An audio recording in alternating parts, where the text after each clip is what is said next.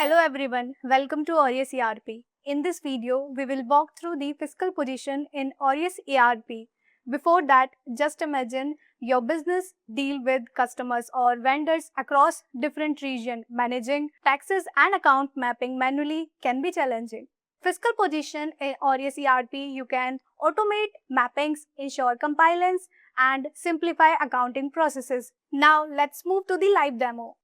After logged in, you will see here all the plugins. I already installed this accounting plugin. So I'm going here, just click on this accounting plugin and move to the configurations. After click on this configurations, go here, fiscal positions. Click on this new fiscal position. So here, select the name. Here we enter name so that user can easily understand when and why this fiscal position should be applied. Now move to this foreign VAT. This option is used when selling to a customer is from another country, like customer from Germany. Select the country where the fiscal position should be applied, like this. I select the country as Germany. So instead of selecting company one by one, you can apply the same fiscal position to a group of countries. Okay, so zip from use postal code ranges when taxes rules different based on specific positions, specific regions.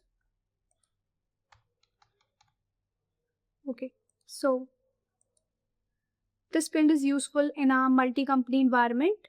Select the company.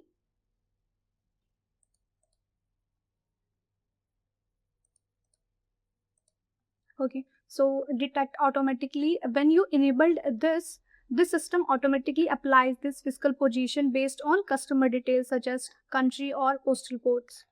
You can attach internal notes. Now move to this text mapping section. So select the text source. This is the default text this system applies before the fiscal position takes effect. This is the destination text. Now move to the account mapping section.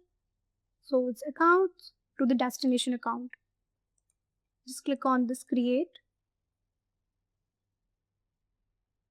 You can view or edit by click on this edit button. You can see the fiscal position from here.